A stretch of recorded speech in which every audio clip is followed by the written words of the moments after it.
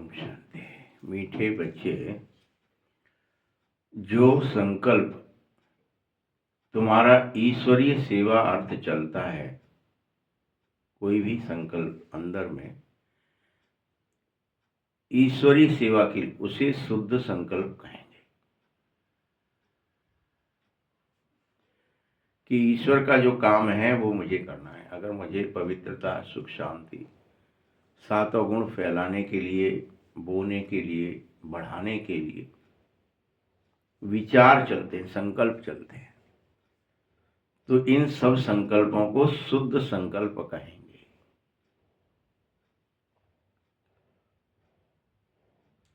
या इन्हें निरसंकल्प कहेंगे, समाधि कहेंगे। बाबा ने नहीं कहा है कि ये संकल्प व्यर्थ में या साधारण में या श्रेष्ठ संकल्प है कि नहीं। ईश्वरीय सेवा के लिए चलने वाला सभी संकल्प शुद्ध संकल्प या निरसंकल्प कहते हैं। कभी इसे व्यर्थ नहीं कहते।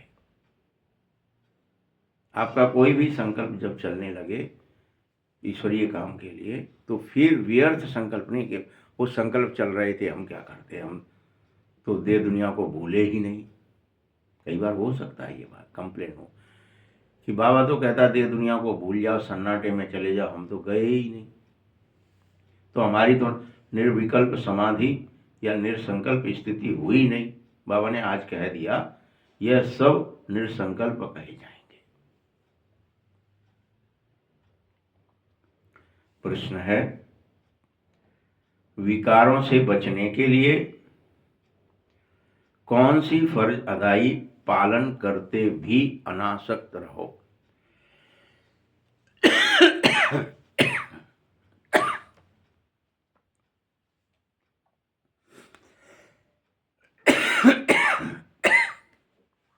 विकर्मों से बचने के लिए ऐसा क्या फर्ज जो अदा करना है और अदा करते भी अनासक्त रहो? उत्तर है, तुम भल मित्र संबंधियों की भी सेवा करो।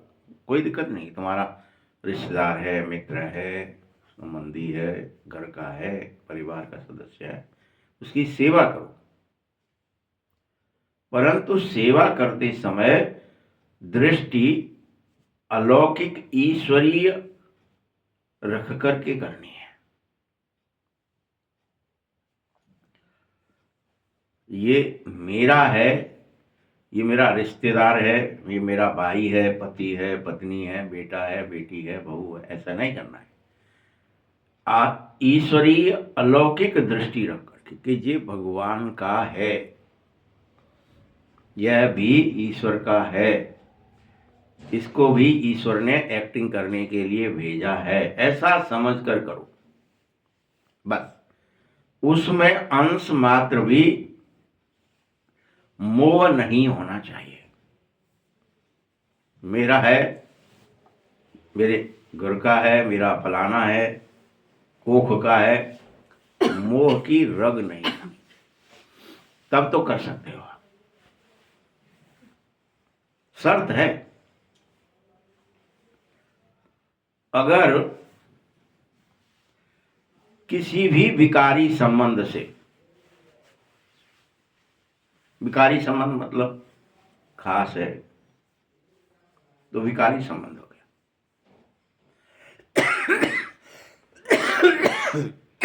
पति है तो विकारी संबंध हो गया, पत्नी है तो विकारी संबंध हो गया। किसी भी विकारी संबंध से संकल्प भी चल गया, क्या कह रहे बाबा, तो वह सब विकर्म बन जाएगा। जो भी कुछ किया वह सेवा नहीं कहलाएगा। सेवा कब है? जब आप कर रहे हो, लेकिन क्या होकर के, साक्षी होकर के, ये भी बाबा का है।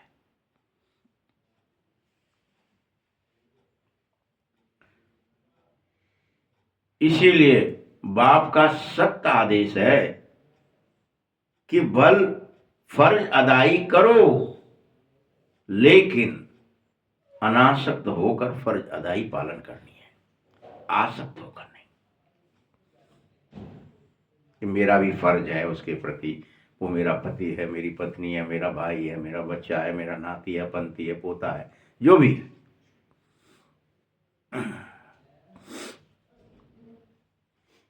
अनासक्त हो, आसक्ति नहीं होनी चाहिए उसके प्रति, तो कर सकते हो, अदरवाइज नहीं। इसीलिए कहता हूं, जितना हो सके देही अभिमानी रहने का ही पुरुषार्थ करो। भले ही तुम मित्र संबंधियों की सेवा कर रहे हो, क्या करें, घर परिवार से फुर्सत नहीं, कहते हैं ना लोग बात, लेकिन फुर्सत नहीं है, आसक्ति है, मोह है, रग है, तो जो कुछ कर रहे हो ये विकार गिने जाते हैं, विकर्म कहे जाते हैं, पाप कहे जाते हैं,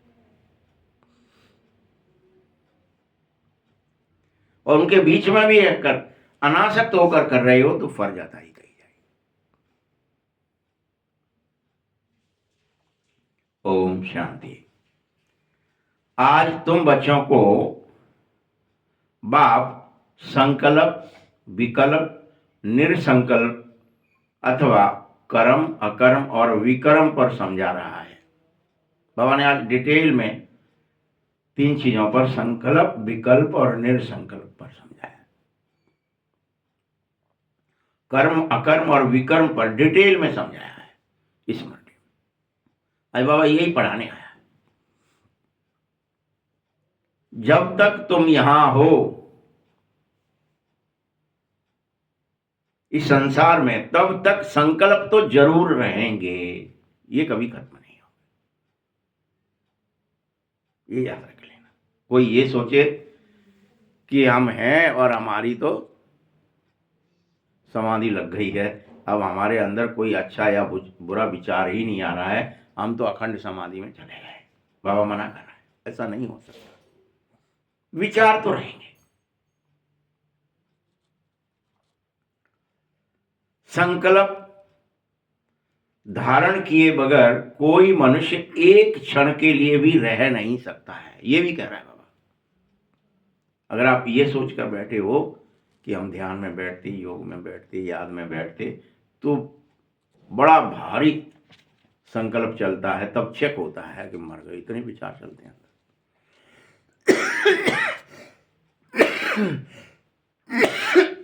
एक क्षण के लिए भी कोई नहीं रह सकता।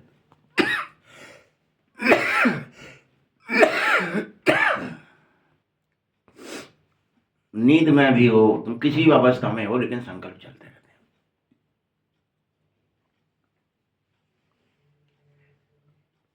अब यह संकल्प यहां के हैं तो यहीं तो चलेंगे। ये मत सोचो कि सतयुग में चले जाओगे तो नहीं चलेंगे। सतयुग में चले जाएंगे तब भी संकल्प तो रहेगा, लेकिन ज्ञान और अज्ञान दोनों स्थितियों में संकल्प कभी नष्ट नहीं होता है, चलता ही है। विचार एक स्वाभाविक अवस्था है आत्मा की, रहेगा। हां, ज्ञान आ जाने पर संकल्प नहीं रहता है, वह ईश्वरीय सेवा बन जाता है, बस इतना अंतर है। तुम्हें ज्ञान आ गया तो विचार तो आएगा, लेकिन वो विचार में आप सेवा शामिल कर लेंगे।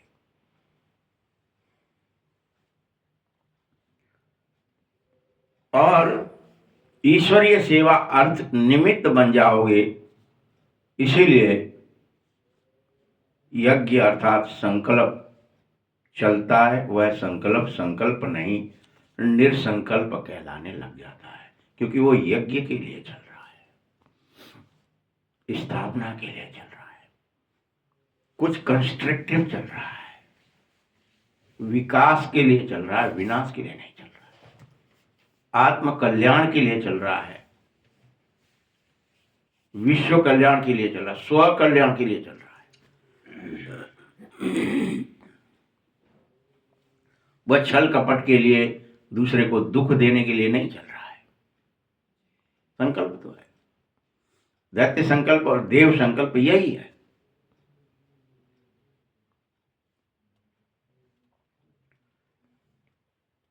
बाकी जो भी फालतू संकल्प चल रहे हैं, अर्थात कलयुगी संसार के, कलयुगी मित्रों के, कलयुगी संबंधियों के प्रति जो संकल्प चलते हैं, वह सारे संकल्प विकल्प कहे जाते हैं, विकर्म कहे जाते हैं। संकल्प वो भी है जो कल्याण के लिए चल रहे हैं, वो निरसंकल्प कहे जाते हैं, और जो संकल्प कलयुगी मित्र संबंधियों के लिए, कलयुगी कर्मों के लिए चल रहे हैं, वो सब विकर्म, पाप कहे जाते हैं। कैसे ठगें, कौन सा लेवल लगा दें, कितने का क्या आया है, इसकी प्राइस बदल दो, इतने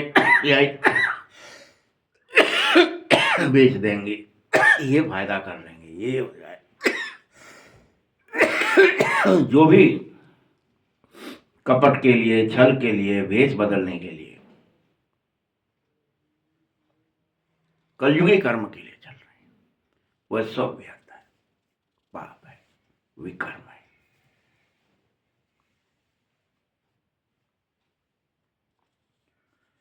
जानते हो यह विकर्म क्यों है? क्योंकि इनसे, इन कर्मों से जो विकर्म करते हो, उससे दुख होता है किसी न किसी को, या करते ही दुख के लिए हो, कोई जाल में फंस जाए।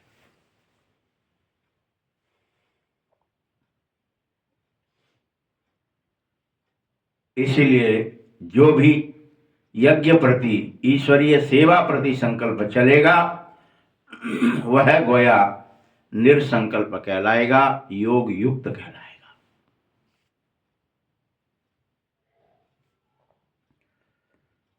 शुद्ध संकल्प कहलाएगा, क्योंकि वह सेवा प्रति चला है। देखो, यह बाबा यहां बैठा है, तो बाबा का भी तो संकल्प है कि तुम बच्चों की संभाल करो, लेकिन उसकी संभाल में ये नहीं है कि वो अपने नारायण बेटे की संभाल करेगा, उसके लिए संपत्ति इकट्ठा करेगा, नाती के लिए इतना और धन दे जाएगा। उसका संकल्प क्या है कि जो मेरे बने हैं, शिव बाबा के बने हैं, उन सब की संभाल अच्छे से हो, वो सब बाबा की याद में रहे, यज्ञ का कार्य निर्विघ्न चले, उसके लिए संकल्प है। वो क्या खाने पीने के संकल्प नहीं चला था? गाय रखनी है, कंडे थापने हैं, कैसे व्यवस्था करनी है, इतने 4000 लोग इकट्ठे रह रहे हैं रोज, तो क्या वो संकल्प नहीं है? लेकिन वह संकल्प किसके लिए था? विश्व सेवा के लिए, यज्ञ के लिए था।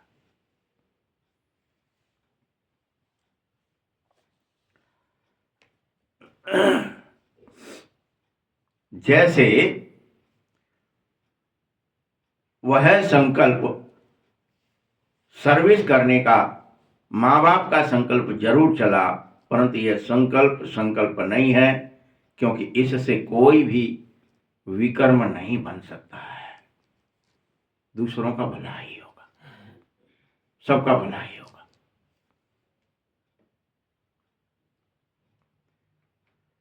परंतु यदि किसी विकारी संबंध की प्रति संकल्प चलेगा, किसी भी विकारी संबंध के प्रति, क्रोध के लिए, काम के लिए, लोभ के लिए, मोह के लिए, लालच के लिए, छल के लिए, कपट के लिए, किसी भी विकारी संबंध के लिए संकल्प अर्थात विचार चलेंगे, वह सब विकर्म अवश्य ही बनेंगे। इसलिए सावधान हो जाओ इन पर, संकल्पों पर बाबा आज इतनी डिटेल में तुम्हें व्याख्या दे रहा है। तुम बच्चों को बाप कहते हैं, मित्र संबंधियों की सेवा भल कर सकते हो, इससे मुझे कोई दिक्कत नहीं है। तुम घर गृहस्थ में रहो, मित्र संबंधियों के साथ रहो, उनकी सेवा करो, परंतु अलौकिक ईश्वरीय दृष्टि रखकर करना, मोह दृष्टि से नहीं। मना नहीं कर रहा है बाबा बाल बच्चे मत पालो, लेकिन ये समझ के कि ये बाबा के हैं। थोड़ी देर के लिए बाबा ने मुझे, जैसे आप किसी सफर में चलते हो ना, ट्रेन में आपकी सीट कितनी होती है? कोई एक होती है। अगल वाली, बगल वाली, सामने वाली, फलाने वाली निकल। कोई आएगा, बैठेगा, व्यवहार करेगा, नहीं करेगा, वो उसके ऊपर निर्भर है। आप साक्षी होके देखेंगे कि वो आया, रास्ते में मिला, कहीं उतर गया, कोई और चढ़ गया। वैसे ही जो बाल बच्चे मिले, पत्नी मिली, पति मिला, भाई मिले, बहन मिले, सब रास्ते में मिले। और इस जीवन यात्रा की ट्रेन में मिले। इनसे मेरा लौकिक में कोई मोह नहीं होना। बस सोचो, साक्षी दृष्टा है। ये बच्चा कोई घर में आ गया तो वो क्या है, डब्बे में आके बैठ गया मेरे साथ बगल वाली सीट पे। बस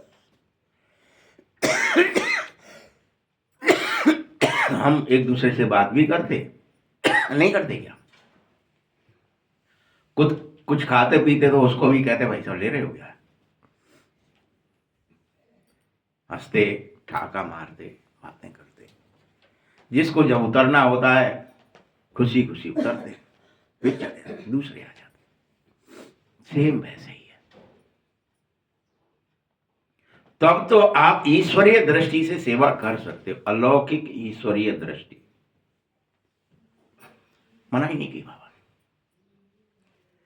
और ये भी नहीं कहा घर गृहस्थ छोड़ दो, नहीं छोड़। अपन फिर चिपक गए कि बाबा ने तो कही है ना घर में रहना है, लेकिन कैसे कही है वो आज डिटेल में समझा रहा है। जैसे तुम रह रहे हो वैसे नहीं कही है, जैसे रहना है वो समझा रहा है। तुम्हारी अंश मात्र भी अपने मित्र संबंधियों के प्रति मोह की रग नहीं आनी चाहिए। सदा अनासक्त होकर के, आसक्ति से नहीं। कब मैं इस शरीर रूपी गाड़ी से उतर जाऊंगा, मैं सीट खाली कर दूंगा, कब वो बच्चे अपने रास्ते चलेंगे, मैं अपने रास्ते चला जाऊंगा। ट्रेन है, चल रही है जीवन की ट्रेन।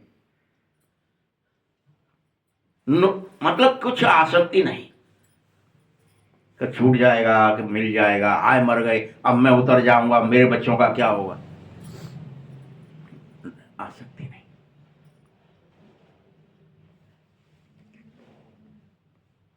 अनासक्त होकर फर्ज अदाई पालना करनी होगी। ये मत सोचना बाप सख्त बात कर रहा है। बाप तो वही बात कहेगा जो सत्य है, सनातन सत्य। बाबा कोई चिकनी चुपड़ी बात नहीं करते हैं, जो होती है वही कहते हैं।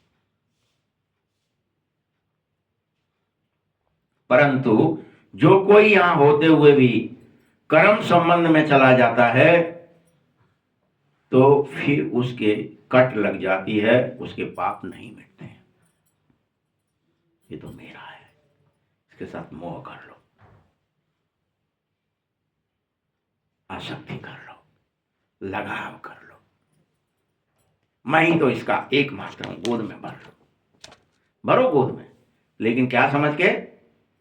ट्रेन में मिला है। तो आसक्ति होती है क्या? वहां का कोई तकिया, चादरा, आप सीट पर बैठे हो, सब मिलता है, सब मिलता सब है, लेकिन आपको सदैव याद है ये मुझे यहीं छोड़ के जाना है, ले जा नहीं सकता। ना सीट ले जा सकता हूं और ना सीट का सामान। वैसे ही है संसार। शरीर भी यहीं मिला है, शरीर के साधन संबंधी सब यहीं मिले हैं। जब उतरूंगा तो अकेला ही उतर जाऊंगा। फिर से दूसरी सीट मिली। बाबा के पास ना तो सीट की कमी है, न रेल की कमी है। यही सोच के, क्योंकि ना कुछ ला सकते हैं ना ले जा सकते हैं, मिलता सब है कर्म के अनुसार। आपने जितना दाम खर्च किया, फर्स्ट क्लास में बैठे हो, थर्ड क्लास में बैठे हो, सेकंड क्लास में बैठे हो, स्लीपर में बैठे हो तो नहीं मिलेगा। बिना रिजर्वेशन के बैठे हो तो सिर्फ बैठने की जगह मिलेगी, लेटने की भी नहीं मिलेगी, धक्का मुक्की होगी, क्योंकि आपने उतना ही खर्चा किया है। जीवन नैया वैसे ही चलेगी, धक्का मुक्की वाली। मर गए, 10 लोगन में पैदा कर दे बाबा ने, जी क्या कर दिया, आए मरे, टांग खिंचाई हो रही होगी, आपने खर्चा नहीं किया है। आप बैठे हो जन्नत में, या किसी महल में बैठ जाएंगे तो अकेले आए, महल में बैठ रहे तो फर्स्ट क्लास का टिकट है आपके पास, इसीलिए बैठ रहे। चाहे आपकी शकल सूरत हो अच्छी नहीं हो, आपको सब फैसिलिटी मिलेंगी, कारें मिलेंगे, लोग मिलेंगे, सेवा करने वाले मिलेंगे, क्योंकि आपका कोई पुण्य है। ऐसी है ट्रेन ये। नीचे बच्चे, तुम्हें एक बात अब सदैव याद रखनी है, कर्म संबंध है, कट नहीं सकेगा, लेकिन तुम्हें बाप को नहीं छोड़ना चाहिए किसी भी स्थिति। कोई मोह वाला आ गया है, लोभ वाला आ गया है, रग वाला आ गया है, बहुत बड़े रिश्तेदार नातेदार बन के आ गया है, खुशी दे, लेकिन तुम्हें बाप को नहीं छोड़ना है, क्योंकि ये सब नकली है।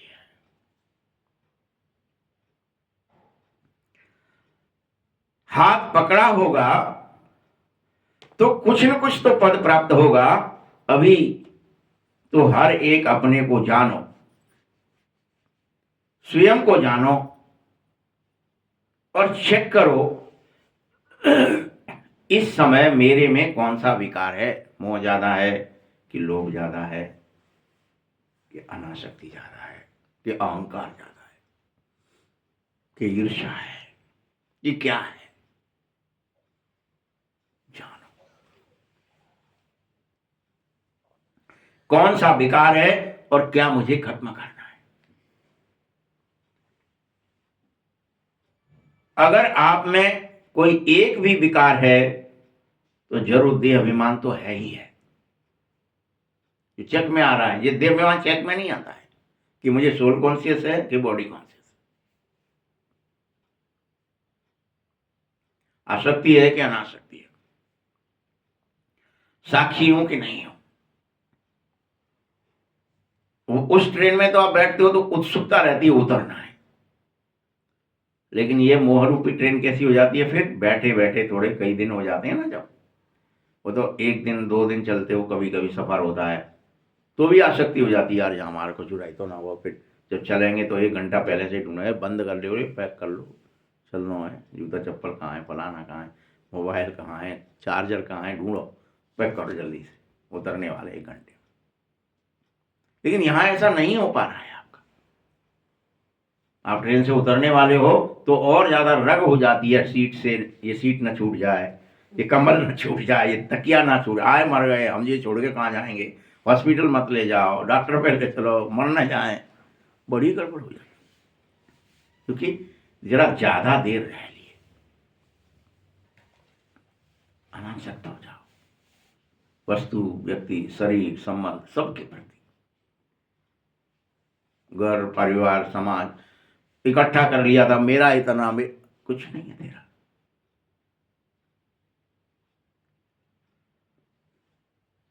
क्योंकि देह अभिमान है, इस कारण से तू विकारी है। जिसमें विकार नहीं है वही आत्माभिमानी ठहरेगा। किसी में कोई भी विकार है तो याद रखना बच्चे, उसे सजाएं जरूर खानी सब पड़ेंगी। किसके लिए? विकार से रहित होने की कुटाई होगी, उसकी डंडे पड़ेंगे, जटाई होगी। कुछ ले आए हो छोड़ना पड़ेगा। मुंह ही क्यों नहीं ले आए हो, लोभ ही क्यों नहीं है? कुछ नहीं मुट्ठी में, आपने समझ रखा है कि मेरे पास है तो छुड़ाया जाएगा, हटाओ इसको।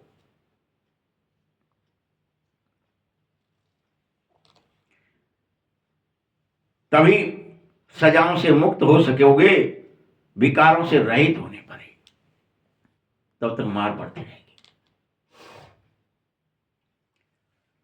जैसे देखो कई कई बच्चे जिसमें न काम है, न क्रोध है, न लोभ है, न मोह है, डॉट डॉट डॉट, वे सेवा बहुत ही अच्छी कर सकते हैं, आसक्ति नहीं है। अब उन्हों को बहुत ज्ञान विज्ञान अवस्था हो जाती है, तब ऐसा हो पाता है। वो निर्मोही हो जाते हैं, निश्चल हो जाते हैं, निर्भय हो जाते हैं, निर्विषयी हो जाते हैं, सबका कल्याण करने लगते हैं। तो उनकी विज्ञानमय स्थिति हो जाती है। वह अवस्था है, वह तो तुम सब भी वहां वोट देंगे। अब यह तो जैसे मैं जानता हूं वैसे तुम बच्चे भी जानते हो। बच्चों को अच्छा सब कहेंगे, तुमको कुछ खामी होगी उनको सब वही वोट देंगे, ये निश्चय कर लेना। इसमें कोई विकार है तो ऐसा व्यक्ति सेवा कर ही नहीं सकता है, वो किसी के काम नहीं आएगा।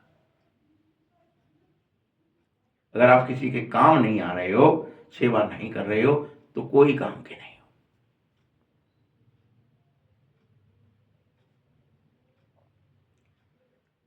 इसलिए विकार प्रूफ बनो, सेवा करो और औरों को आप समान बनाओ, विकारों पर पूरी जीत पाओ, निर्विकार बन जाओ।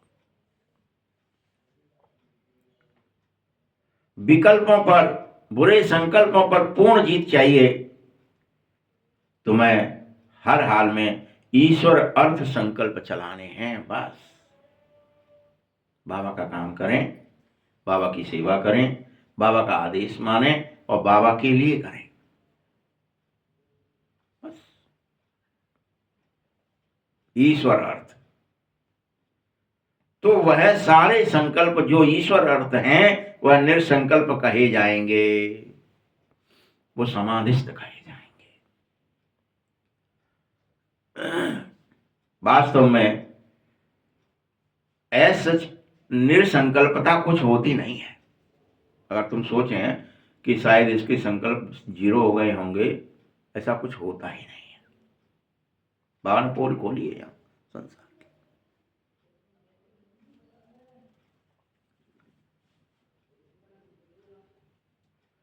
जो संकल्प अगर किसी का चले नहीं और ऐसी अवस्था निरसंकल्प अवस्था किसी की हो जाए, इसका अर्थ जानते हो, वह तो दुख से न्यारा ही हो जाएगा।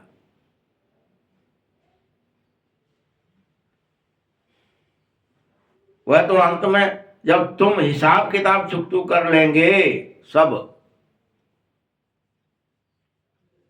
और वह अवस्था दुख और सुख से न्यारी अवस्था होगी, तब कोई संकल्प नहीं चल पाएगा। वह अवस्था सबसे अंत में आएगी, सबसे अंत। उस समय कर्म अकर्म दोनों से परे अकर्मी अवस्था में रहने लगोगे।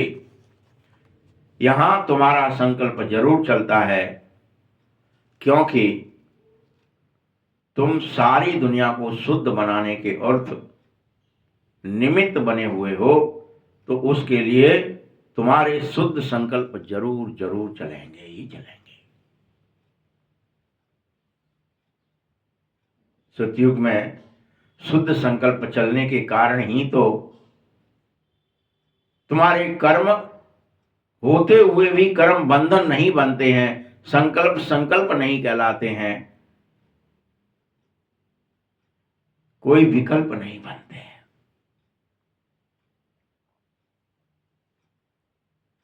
समझा? अब बाबा समझा रहा है, समझा?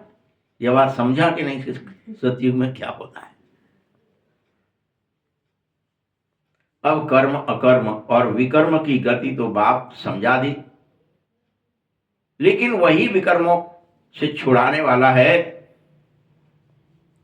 जो इस संगम पर तुमको पढ़ा रहा है, और उसकी पढ़ाई सुन लो, समझ लो और पढ़ लो।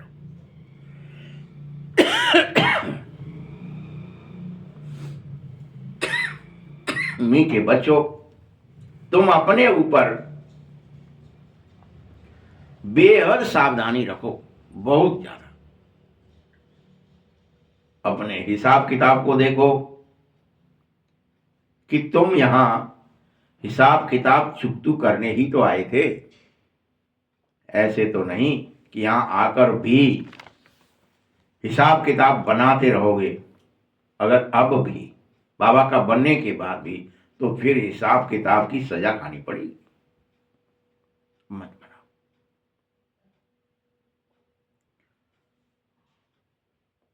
याद रखना, क्या कोई गर्भ जेल की सजा कम थी जो अलग से सजा दूं तुम्हें?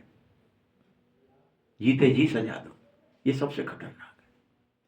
जीते जी भूखे मर रहे हैं, प्यासे मर रहे हैं, भयभीत हैं, आए मरे, इससे मरे, इससे बम गिरी। वो सबसे ज्यादा जितने दिन जीते हो उतने दिन भयंकर पीड़ा होती है, मानसिक, शारीरिक, बौद्धिक, हर स्तर की पीड़ा होती है। बच्चे, गर्भ जेल की सजा कोई कम सजा नहीं थी जो तुम और हिसाब किताब बनाने चले हो। इस कारण बहुत पुरुषार्थ नहीं करो, मंजिल बहुत भारी है, बस सावधानी से चलना चाहिए। विकल्पों के ऊपर जीत पाना बेहद जरूरी है। कोई बुरे संकल्प मत चलाओ, देह दुनिया रिश्ते नातों में मत फंसो। साक्षी होकर देखो, सीट पर बैठे हम अकेले आए थे, अकेले जाएंगे, ये तो सब कहते हैं ऊपर से, तो ऊपर से भैया अकेले आए हैं, को ना संग जाए रहो, लेकिन आए जिम्मे है। ये बड़ा गड़बड़ है, कहने को कह रहे हैं सिर्फ।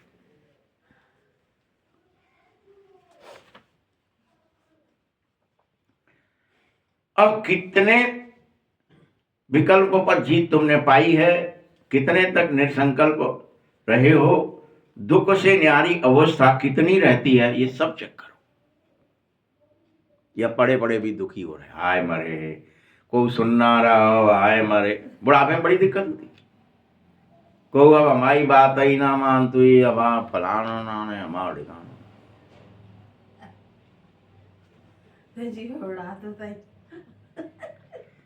जी। घबराता नहीं है, वो व्यर्थ कर लेते हैं अंदर। घबराता इसीलिए कि ये मेरा था, अब मेरे को पहले मेरी कितनी चलती, कितनी माल की हती, ओंजो कह देती, ओंजो कह दे तो ऐसे ही हजार। तो अब तो को सुनता चले आए, तो गज्जा है, चल डोकरा है, बकरा।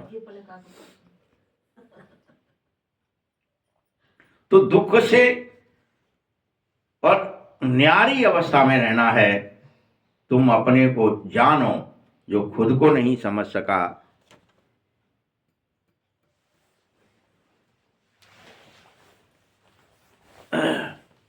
वह मम्मा बाबा से पूछ सकता है।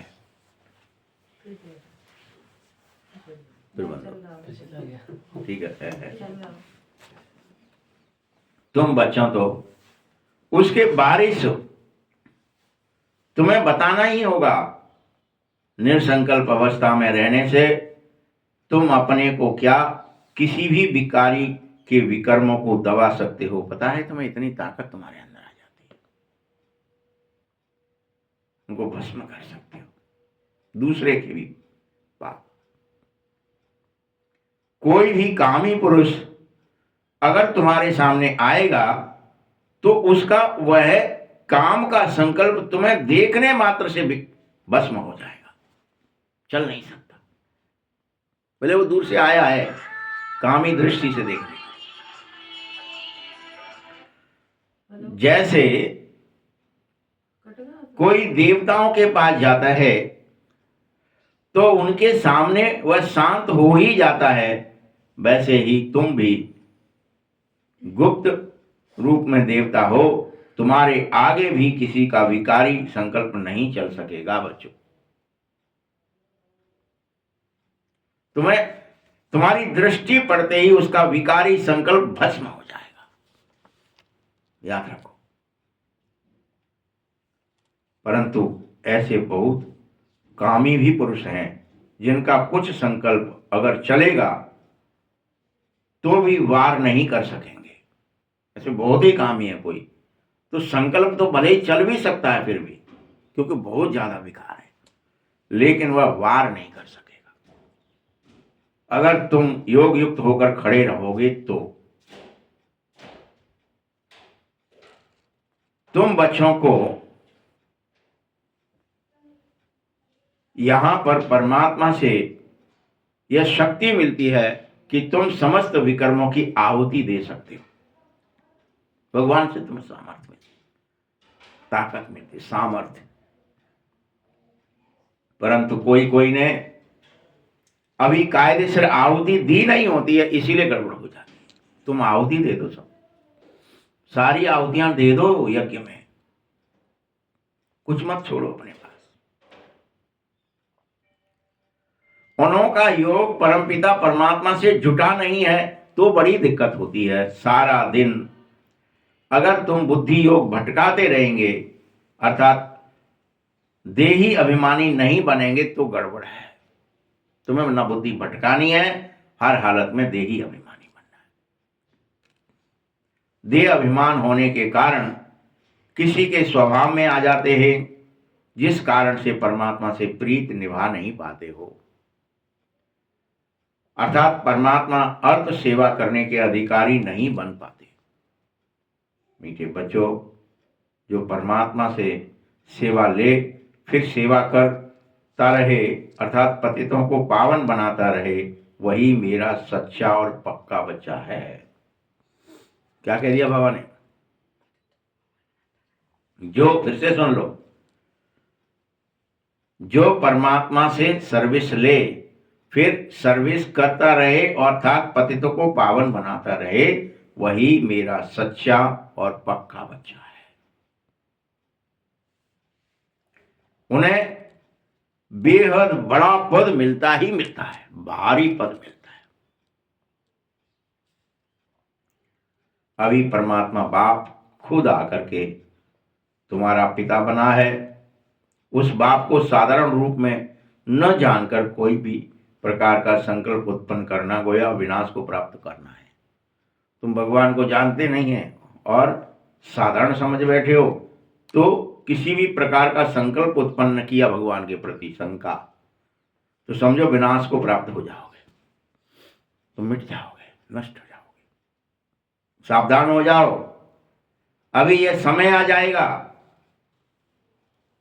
जो 108 ज्ञान गंगाएं पूर्ण अवस्था को अभी अभी प्राप्त करेंगी।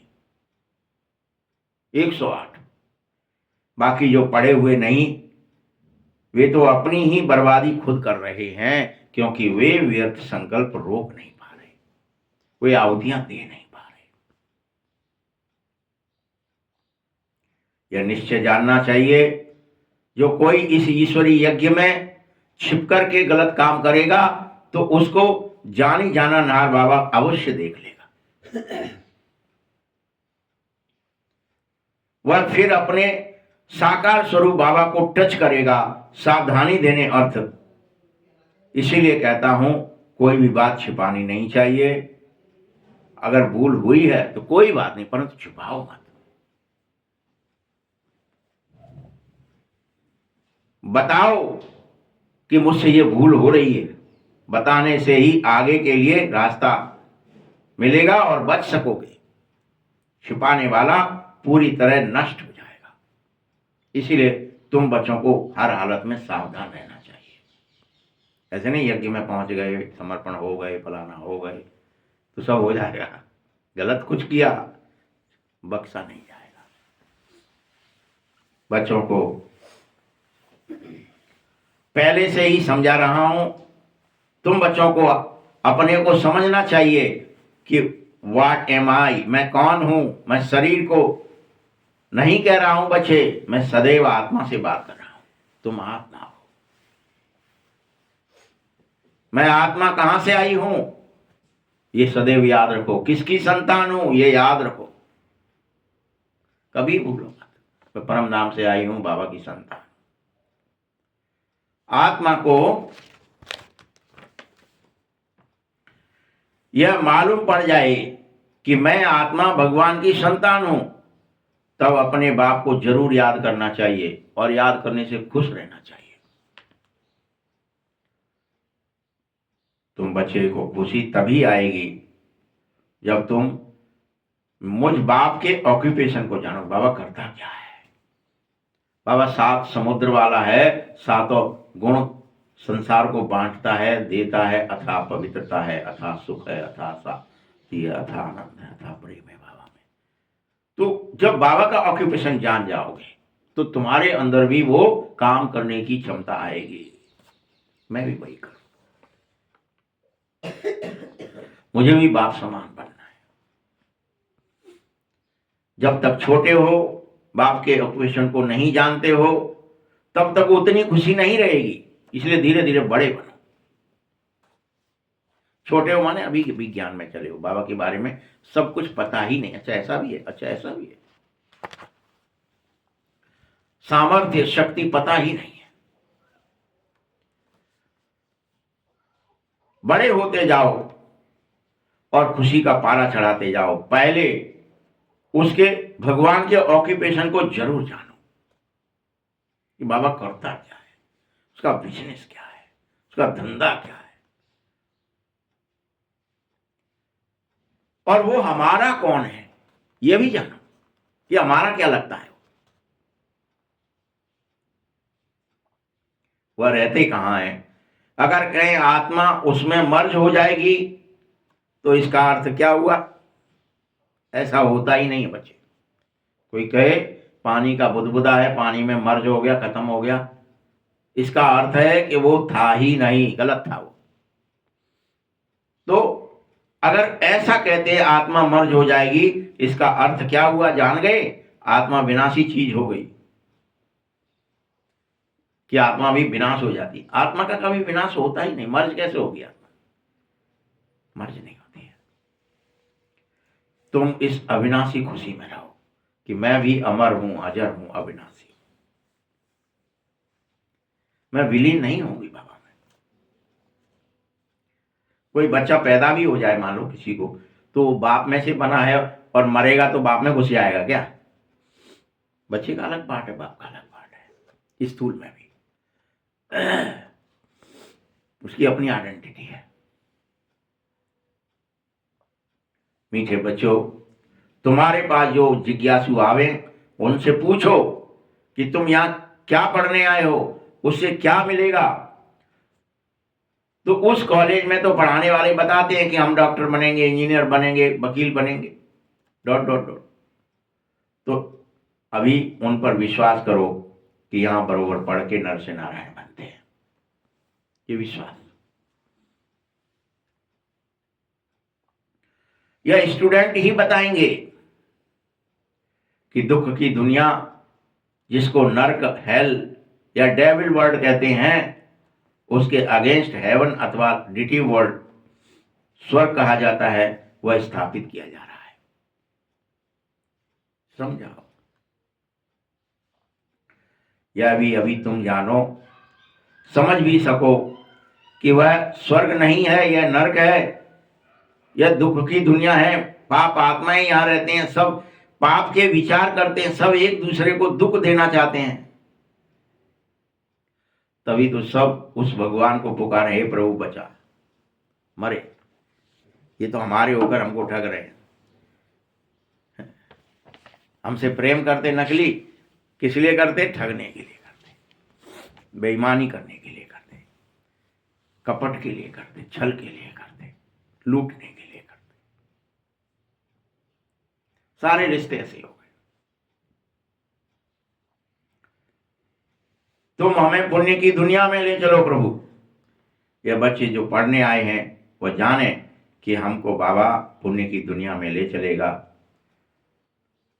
जो नए स्टूडेंट आते हैं उनको बच्चों से पूछना चाहिए, बच्चों से पढ़ना भी चाहिए, अपने टीचर अथवा बाप का ऑक्यूपेशन भी जानना चाहिए।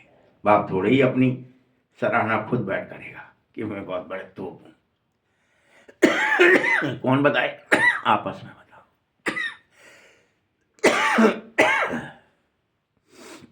जैसे कोई टीचर अपनी महिमा खुद नहीं सुनाता है, स्टूडेंट ही सुनाते हैं, वैसे ही यहां भी तुम सब स्टूडेंट क्या करो, संतोष फादर, अपने पिता को प्रत्यक्ष करो, उसका नाम रोशन करो, उसको उसकी महिमा करो, महिमा योग्य बनो। तुम बच्चों को इतना पढ़ाया जा रहा है, तुम्हारा काम है नयों को बैठ समझाना। बाकी टीचर जो MA BA पढ़ रहे हैं वह बैठ नए स्टूडेंट को ABC सिखाते हैं ना। कोई कोई स्टूडेंट अच्छे होशियार भी होते हैं, वह दूसरों को भी पढ़ाने लगते हैं। उसमें माता गुरु तो मशहूर है, ये डिठी धर्म है। पहली माता जगत अम्बा, माता की महिमा है। बंगाल में दुर्गा, काली, लक्ष्मी और सरस्वती 4 देवियों की बहुत ही पूजा होती है बंगाल में। उन पर 4 का ऑक्यूपेशन तो मालूम होना ही चाहिए। जैसे लक्ष्मी वह गॉडेज ऑफ नॉलेज की जगह गॉडेज ऑफ वेल्थ है, सरस्वती गॉडेज ऑफ नॉलेज है। तो यहां भी राज्य करके जाना पड़ेगा। बाकी काली और दुर्गा आदि ये सब तो इस पर नाम पड़ गए हैं। अगर 4 माताएं हैं तो उसके 4 पति भी होने चाहिए। अभी लक्ष्मी का पति तो प्रसिद्ध है कि नारायण है। काली का पति कौन है? शंकर। लेकिन शंकर को तो पार्वती का पति कहते हैं। तो फिर पार्वती कोई काली नहीं है। बहुत हैं जो काली को पूजते हैं, माता को याद करते हैं, लेकिन पिता का पता ही नहीं है। अगर कोई काली है भी तो पति होना चाहिए या पिता होना चाहिए, लेकिन यह कोई जानता ही नहीं है, किसी को पता, बस पूजा करे जा रहे। तुमको भी समझाता हूं, दुनिया यहां एक ही है जो कोई समय दुख की थी अथवा दोजक कहलाती है। फिर सतयुग में वही दुनिया बहिष्ठ और स्वर्ग बन जाती है। एक ही होती, 2 नहीं होती। इसी तरह से यह लक्ष्मी नारायण भी इसी सृष्टि में रहते हैं। जब सतयुग होता है तब उनका राज्य होता है। सतयुग के समय पर स्वयं लक्ष्मी और नारायण राज्य करते हैं। बाकी कोई सूक्ष्म में थोड़े ही वैकुंठ में बैठ जाएंगे, नहीं। जहां सूक्ष्म लक्ष्मी नारायण हैं, बाकी सूक्ष्म की बात कोई होती नहीं है, क्योंकि चित्र तो यही है। तो जरूर यही राज्य करके गए होंगे, कहीं सूक्ष्म वतन में थोड़ी रह रहे हैं। खेल सारा इस कॉर्पोरियल वर्ल्ड में ही चलता है।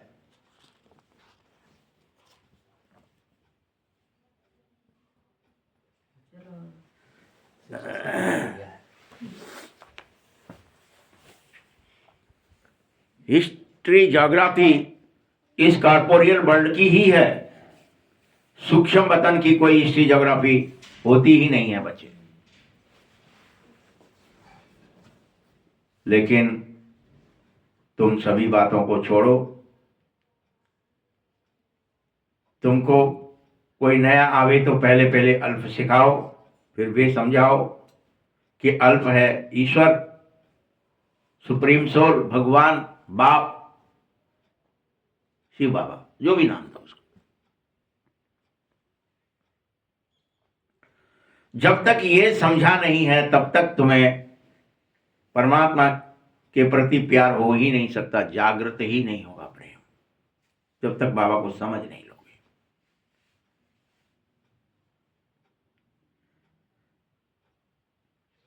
वह खुशी नहीं आएगी बगैर समझे, जो चाहिए अपनत्व वाली, खास वाली, मेरे वाली। और खुशी नहीं आएगी तो प्रेम कैसे होगा, याद कैसे करोगे? बगैर याद के वर्षा मिलेगा ही नहीं।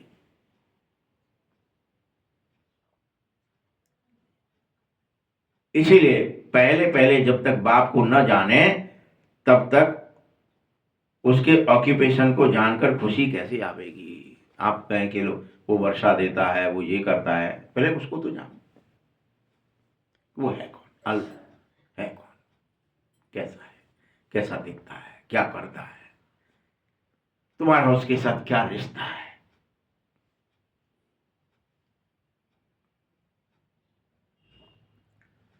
वो खुशी है या पहली बात को समझने में।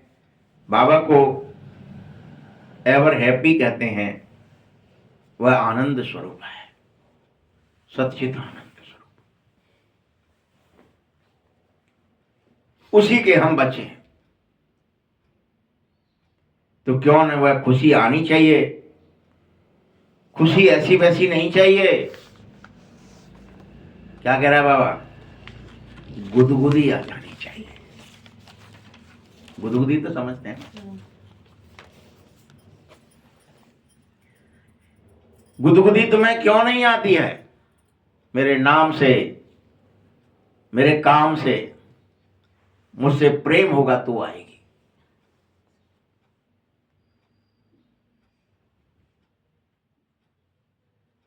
तुम्हें ऐसा क्यों नहीं लगता कि मैं उसी बाप का बेटा हूं?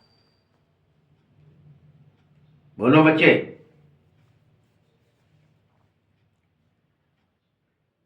तुम्हें ऐसा क्यों नहीं लगता I am son of God, I am ever happy master God? अंग्रेजी में कह रहा है बाबा। तुम्हें क्यों नहीं लगता कि मैं भगवान का बच्चा हूं, मैं सदा प्रसन्न आत्मा हूं?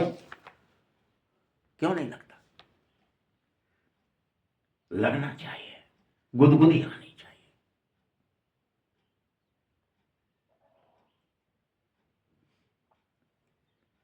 अगर वह खुशी नहीं आती है तो इससे सिद्ध है कि अपने को बच्चा नहीं समझ पा रहे हो, इसीलिए नहीं आ रही है। इसलिए मौत उनका हुआ है, आया मैं नहीं दो हम पे आए मर गए, पक्षपात करते हैं मम्मी पापा, भाई ज्यादा चाहते हैं हमें ना चाहते, कोई खुशी नहीं है।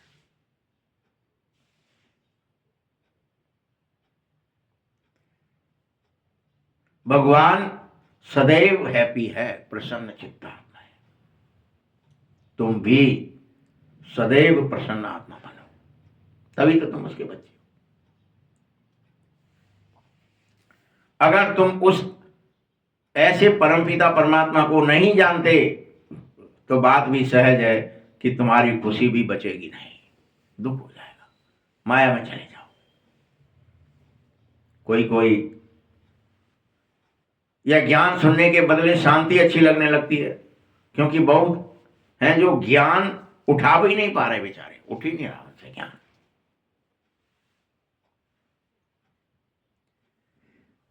कहते हैं इतना समय ही नहीं है, क्या करें, रोज रोज मुरली सुनने जाएं, हमारा टाइम नहीं होगा, उठाइए।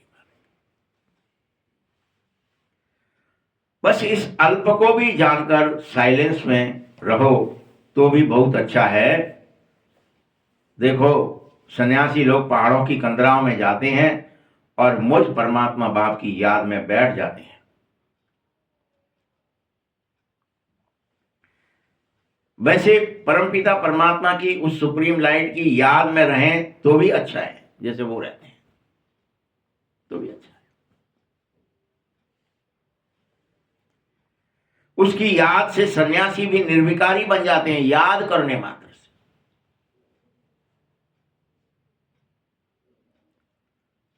परंतु परंतु तुम घर बैठे हो, एक तो, और याद भी नहीं कर रहे तो गड़बड़ हो रही है।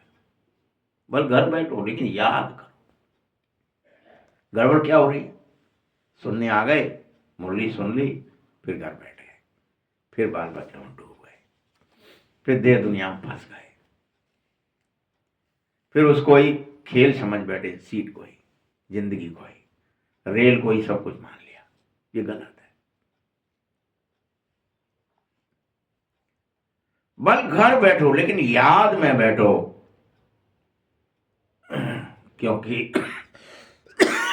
घर जाते ही तुम्हें बाल बच्चों का मोह सता रहा है। ये बड़ी गड़बड़ हो गई। देह अभिमान आ रहा है।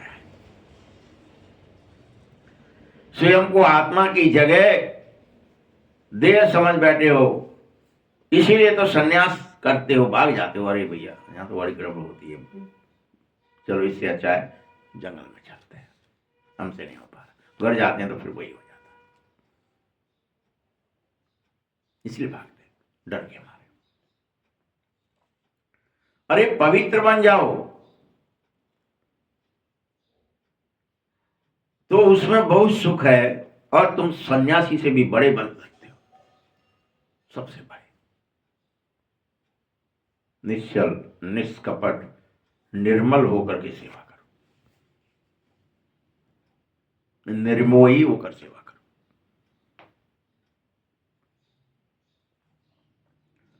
देखो आदिदेव भी तो सन्यासी बना।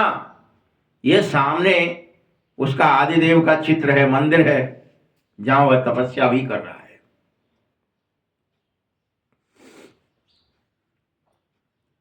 तुमने इतने दिन भक्ति में गीता भी पढ़ी, वही बात मान ली थी, मेरी नहीं मान रही तो, क्योंकि गीता भी कह रही है परित्याज्य सर्वधर्माणि मामेकम शरणं व्रज। क्या कह रही है गीता? कौन सा श्लोक है? कि तुम सब देह के धर्मों का संन्यास कर लो और मेरी शरण में आ जाओ। यही मान लेते। तुमने वो भी नहीं माना, न तो तुमने गीता मानी, न भगवान की बात मानी, और तुम कह रहे हम तो बहुत बड़े ज्ञानी हैं, योगी हैं। कुछ तो मानो। सभी धर्मों का संन्यास करो, सभी देह के धर्मों का।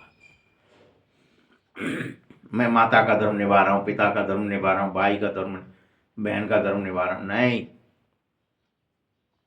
बच्चे का धर्म मेरा ये कहता है, फलाने का धर्म, देश का धर्म ये कहता है, जाति का धर्म ये कहता है। सारे परित्याज्य सर्वधर्माणि, सभी धर्मों का त्याग करके मेरी शरण में आ जाओ।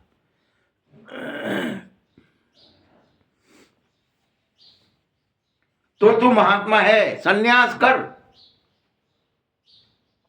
धर्मों का संन्यास कर, देह के धर्मों का संन्यास कर, निर्मोही बन, अनासक्त बन।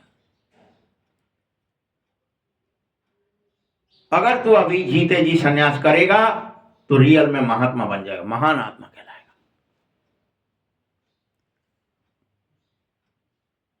गृहस्थ तो महात्मा कहना बेकायदे है बच्चे। गृहस्थ हैं, कह रहे हैं हम तो महात्मा हैं, बेकायदे है, झूठ बोल रहे हैं। मोह है, रग है, लगाव है, छूट नहीं रहा है, विवश हो, इसलिए सन्यासी नहीं कहो अपने को, बेकायदे।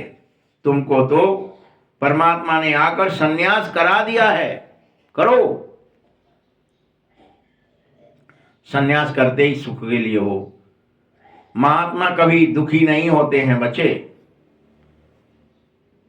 वह तो राजाओं को भी सन्यास करा देते थे, राजा ताज आदि फेंक कर चले जाते थे। हट, हमें नहीं करना है राज्य, सन्यास ज्यादा अच्छा है उनके लिए, सुख के लिए करते थे। जैसे गोपी चंद ने सन्यास किया तो जरूर उसमें सुख होगा, तभी तो किया। बाबा नाम ले रहा है यहां पे गोपी चंद का। बाबा ने तो सब पढ़ा है ना, ब्रह्म बाबा ने तो। अच्छा, मीठे मीठे शकीले बच्चों प्रति माता पिता बाप दादा का याद प्यार और गुड मॉर्निंग। रूहानी बाप की, रूहानी बच्चों को नमस्ते। रूहानी बच्चों की भी बाप दादा को बहुत बहुत याद प्यार और धारणा के लिए मुख्य सार है, कोई भी उल्टा काम छिपकर नहीं करना है। अब नहीं करना, चाहे घर में रहो, सेंटर पर रहो, मधुबन में रहो, कहीं रहो, लेकिन उल्टा काम नहीं करना। बाप दादा से कोई बात छुपाओ मत, क्योंकि वो तो सब देख रहा है।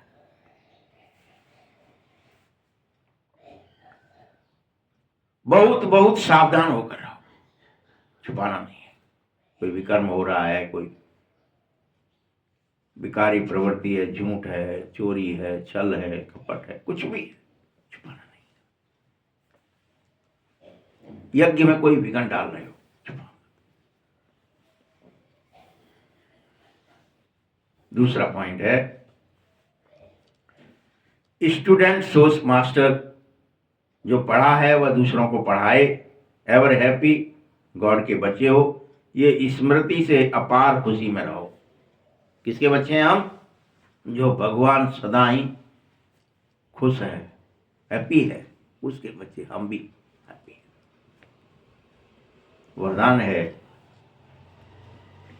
विकारों रूपी सांपों को भी सैया बनाने वाले। क्या दिखाया है? कौन है विष्णु? कहाँ रहता है? हजारों फन का सांप है, उसको क्या बना लेता है? सैया बना लेता है। यहां बाबा वही बात फिर से दोहरा रहे हैं, विकारों रूपी सांपों को भी सैया बनाने वाले विष्णु के समान सदा विजयी निश्चिंत भव। विष्णु बन जाओ कि सारे विकार पर लेट जाएं, एक भी विकार डस न सके। कोई विकार, हजारों विकार हों, लेकिन डस न सके, कोई डंक न मार सके, कोई का असर न दिखा सके। सब सेवा में हाजिर है विकार।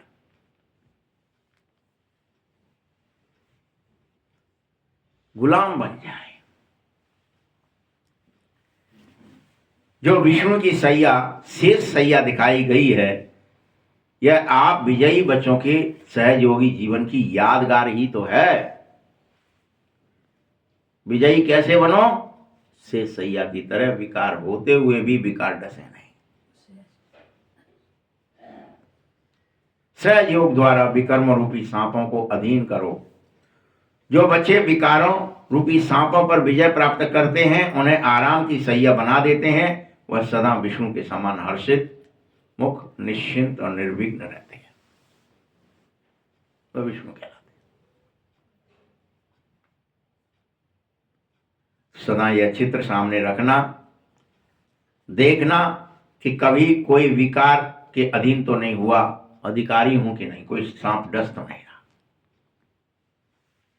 मैं अधिकारी हूं, ये मुझे डस नहीं सकते, ये मेरी सैया बनेंगे, मुझे अधीन नहीं कर सकते, ये मैं इनका अधिकारी हूं, ये मेरी सेवा के लिए। सदा आत्मा आराम की स्थिति में और निश्चिंत स्थिति में रहे। तुम आत्मा रूप में इस पर स्थित हो जाओ। कोई दैविक भौतिक किसी तरह का ताप आपको डसे नहीं। स्लोगन है, बालक और मालिकपन के बैलेंस से प्लान को प्रैक्टिकल में लाओ। ओम शांति।